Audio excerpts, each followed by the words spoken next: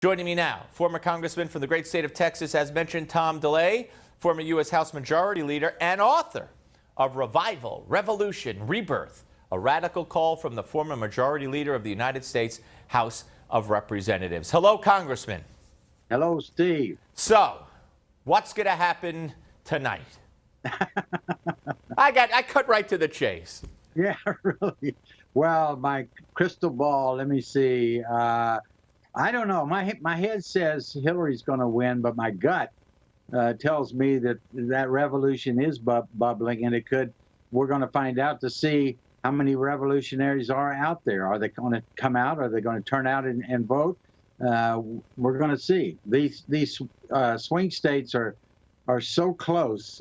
No one can predict this race. Now, there are reports, which I talked about earlier in the show, in the previous show I did a couple of hours ago with two other former colleagues of yours from the U.S. Congress, and one of them, of course, my colleague here, J.D. Hayworth, and we were talking about the Hispanic vote, which they say in three key states, including North Carolina, Virginia, you got lots of Hispanics up in Florida. It's up 100%. And right away, the media is assuming that these are all, I don't know, Hispanics that can't wait to get at Trump and beat him because he wanted the wall and everything else. But that might not be the case.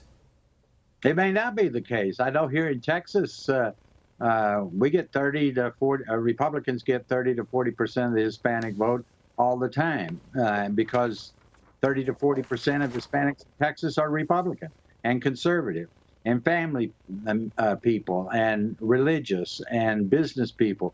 So you can't just say that because the Hispanic vote is up. Now, on the other hand, I have to say that most Hispanics are going to vote against Trump, but I think he'd probably still get 30% of the vote of Hispanic. And I'm sorry, Tom Tancredo, of course, was the other former congressman who was with us in that segment with J.D. Let me ask you this. I mean, you heard about the Nevada, the court proceedings that the Trump campaign undertook, and they were rejected by Nevada. Do you foresee in a close election, close results coming down to a state here, a state there, that either side or both sides are going to be calling in the lawyers?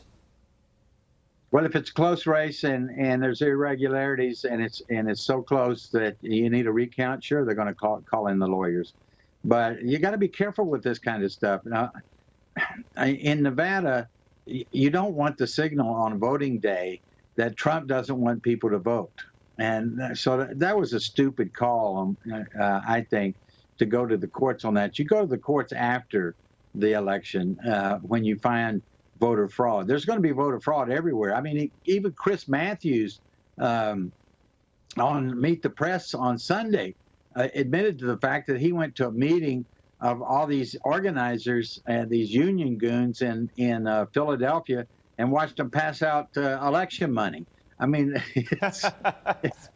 it's everywhere. And it always has been. The problem is, after the election, everybody sort of throws up their hands and said, election's over, and we're not going to prosecute. I hope this time we'll prosecute. Yeah, well, of course, the media mantras, there's been 31 cases of voter fraud out of 1 billion because of some study that was done. All right, let me ask you this. The Senate and the House, so what are you looking to happen in those two bodies? I guess most people feel that the Senate could very well turn to Democrat, and the House will have a smaller Republican majority. Are you in those camps? Well, I think they will lose seats in the House, not very many, maybe 8 to 12 at the most, which leaves them a pretty significant margin, majority. We got down at one time to 5-vote margin, so you can do a lot of things just so long as you hold the power and hold the majority.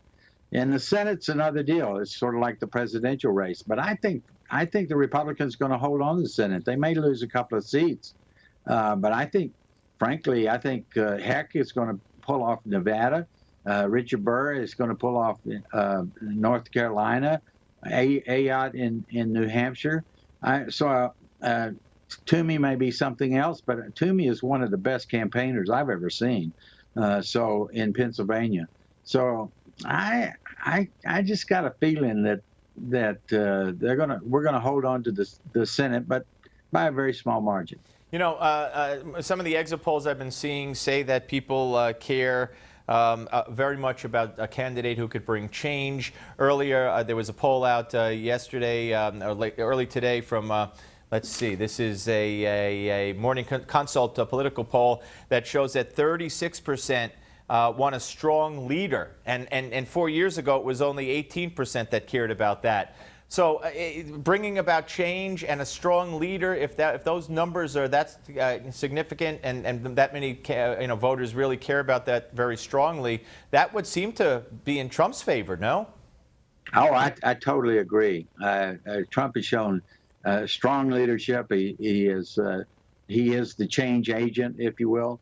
And people that want to throw a bomb right in the middle of Washington, D.C. and blow up that establishment are coming out by droves.